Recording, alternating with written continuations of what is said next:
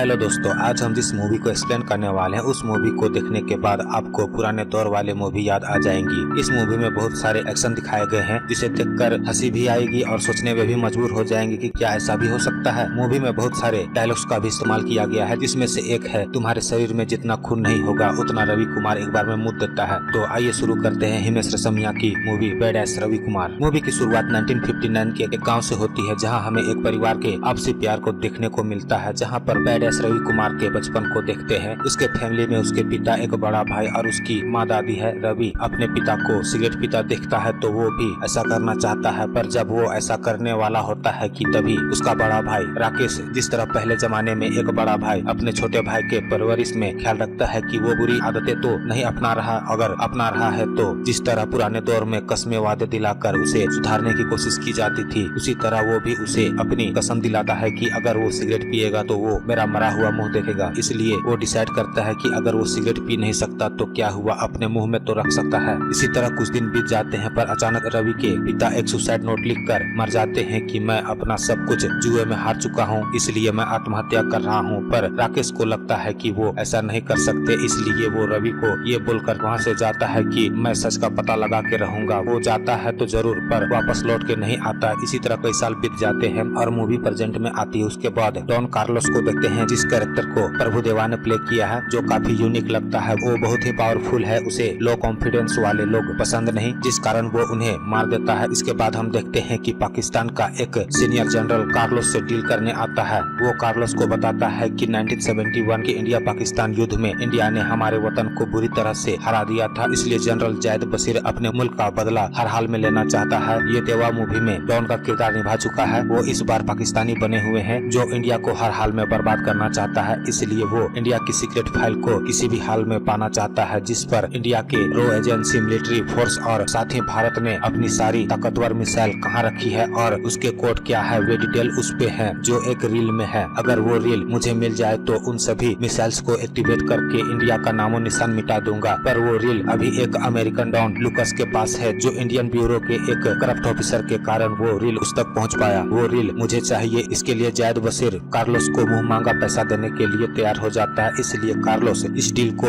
Accept कर लेता है। वो जायद बशीर को बोलता है कि जल्द ही वो रील तुम्हें मिल जाएगा। अब ये डील करने के बाद कार्लोस वहाँ से चला जाता है। इसके बाद भुजंग सुधीर को डॉन फ्रैंको से वो फाइल हासिल करने के लिए कॉन्ट्रैक्ट देता है। वो एक शूटर को हायर करता है और उस शूटर के जरिए फाइल को हासिल कर लेता है। अब हमें पता चलता है कि कार्लोस का बहुत बड़ा नेटवर्क है और इंडिया में उसके खास आदमी जगावर, भुजंग, रफ्तार और खान है। कार्लोस अपना सारा काला धंधा उन्हीं के जरिए करता है। आगे देखते हैं कि सुधीर वो रील इंडिया ले आया है, पर वो छत में ड्रिंक कर रहा होता है, तभी उसकी बीबी लैला उसे छत से धक्का दे देती है और अपने छोटी बहन मधुबाला के सामने नाटक करती है कि सुधीर को किसी ने मार दिया है। लैला बहुत ही लालची औरत है, वो पैसों के लिए कुछ भी कर सकती है। वो इस डील को खुद से करना चाहती थी ताकि वो कार्लोस से मिल सके। जगावर के पास कार्लोस का कॉल आता है और वो बोलता है कि काम पूरा हुआ कि नहीं, तभी उसे पता चलता है कि वो रील लैला के पास है। वो लैला को बोलता है कि तुम्हें जितने पैसे चाहिए मैं देने को तैयार हूँ। वो कार्लोस से बोलती है कि मैं इस रील को खुद तुम्हें मिल के दूंगी और जगावर को बता दो कि मुझसे वो रील हासिल करने के पैतरे बंद कर दे। अगर मैं मर गई तो वो रील तुम्हें नहीं मिल पाएगा। दरअसल वो इस रील के बदले ओमान के आर्ट गैलरी में रखा हुआ एक खूबसूरत हार को चाहती है, जिस पर कार्लोस उससे बोलता है कि वो हार तुम्हें मिल जाएगा। इसलिए लैला अपनी छोटी बहन मधुबाला के साथ ओमान के लिए निकल पड़ती है। फिर हमें देखने को मिलता है कि एक इंटरपोल ऑफिसर महावीर आहूजा सभी सीनियर पुलिस ऑफिसर को बता रहा होता है कि हमारे रो एजेंसी को एक टिप मिली है कि कुछ लोग हमारे देश को बर्बाद करने के लिए लगे हुए हैं, जिसका मास्टरमाइंड कार्लोस है। उसके इशारे में जगावर और उसका बेटा शमशेर काम करता है। ये अपने पॉलिटिशियन पावर के कारण बच जाते हैं। एक बार एक स्पाई ऑफिसर को इनके पीछे लगाया था, पर वो भी मारा गया। जब हमने पूछताछ के लिए बुलाया तो वे दोनों देश से फरार हो गए, अभी वे ओमान में हैं। इन्हें पकड़ना बहुत जरूरी है। तभी Interpol officer police commissioner Awasthi से बोलता है कि हमें ऐसे पुलिस ऑफिसर की जरूरत है जो ईमानदार हो और बुरे के लिए बहुत बुरा हो, जिस पर अवस्थी महावीर आहूजा को बैडएस रवि कुमार के बारे में बताता है कि इस केस के लिए रवि कुमार ही बेस्ट ऑफिसर है। वो कई बार सस्पेंड हो चुका है, पर वो जनता और मीडिया के सपोर्ट के कारण केस जीत जाता है। उसके सामने चाइल्ड ट्रैफिकिंग और स्मगलिंग बहुत ही बड़ा क्राइम है। वो ऐसा करने वालों को सिर्फ मौत देता है, इसलिए लोग उसे पसंद करते हैं। उसकी एक और खासियत है कि वो सिगरेट पीता तो नहीं, पर उसके बिना जी भी नहीं सकता और साथ ही वह किसी से डरता भी नहीं। इसी कारण वह कई बार बड़े बड़े राजनीतिक राजनेताओं से पंगा ले चुका है और उसे कई बार सस्पेंड भी होना पड़ा है। इस समय भी वह सस्पेंड है। फिर देखते हैं कि पुलिस कमिश्नर अवस्थी रवि कुमार को ये केस हैंडल करने के लिए देता है, जिसके लिए उसे ओमान जाना पड़ेगा। वो ओमान जाने से पहले अपने घर जाता है और उसके घर में उसके दादी और माँ को देखते हैं। रवि उन्हें बताता है कि मैं सीक्रेट मिशन में जा रहा हूँ, इस मिशन को पूरा करने के लिए 1 महीने लग जाएंगे, इसीलिए आप सभी अपना ख्याल रखना। वो अपने मिशन के लिए अपने खास लोगों को सेलेक्ट करता है और राणा के साथ एयरपोर्ट के लिए जा रहा होता है। तभी रवि और मधुबाला रास्ते में एक दूसरे को देख लेते हैं और दोनों को अपने प्यार वाले लम्हे याद आने लगते हैं, पर दोनों के बीच सभी रिश्ते खत्म हो चुके हैं। दरअसल इनके रिलेशन को तोड़ने में मधुबाला की बड़ी बहन लैला का हाथ है, क्योंकि वो भी रवि कुमार को चाहती थी, पर वो मधुबाला को चाहता था। रवि राणा के साथ ओमान पहुंच जाता है, जहां पर पहले से ही राजा पहुंचा हुआ होता है, ताकि इस केस से जुड़े लोगों की जानकारी निकाल सके। राणा और राजा एक दूसरे से नहीं पटती, क्योंकि दोनों एक ही लड़की को चाहते हैं। राजा रवि को बताता है कि यहाँ पर इंडियन क्रिमिनल्स को कोई पनाह देता है तो वो है बेरिया भुजंग, जो यहाँ पर बाबा बनकर भक्ति का प्रचार करता है, जिसका बॉस इंटरनेशनल डॉन कार्लोस है। जिस कारण रवि उससे मिलने जाता है, पर उसके इजाजत के बिना उससे कोई नहीं मिल सकता। पर रवि वहाँ पर जाता है और उसके सभी गुंडों को मार के घायल कर देता है। उसके बाद बेरिया भुजंग रवि से मिलता है, जिस पर वो रवि से बोलता है कि मैं आपकी क्या सेवा कर सकता हूँ। जिस पर रवि भुजंग से बोलता है कि मैं जानता हूँ कि तुमने जगावर को पनाह दिया है, तुम्हारे लिए यही बेहतर होगा कि तुम जल्द से जल्द उसे मेरे हवाले कर दो, नहीं तो तुम्हारे लिए ठीक नहीं होगा। फिर वो एक होटल में जाता है, जहाँ राणा रवि को बताता है कि यहाँ पर जो एक डांसर मिलेगी वो एक खुफिया एजेंट है, वो हमारी मदद करेगी, जिसका नाम निशा है। रवि अंदर जाता है और उसके साथ डांस करने लगता है कि तभी वहाँ पर कार्लोस आता है और वो भी रवि के साथ डांस करने लगता है, पर दोनों को एक दूसरे के बारे में पता नहीं होता। डांस खत्म होने के बाद कार्लोस वहाँ से चला जाता है। रवि कुमार शमशेर से मिलता है और उसके हाथ में शूट कर देता है। वो उसे कार्लोस के बारे में पूछता है कि वो कहाँ है। शमशेर उसे बताता है कि थोड़ी देर पहले वो यहाँ पे आया था, वो हेड पहनता है और अच्छा डांस भी करता है। तब रवि को पता चलता है कि मेरे साथ डांस करने वाला मार्कोस था। वो शमशेर से बोलता है कि अब वो कहाँ मिलेगा। शमशेर बोलता है कि आज वो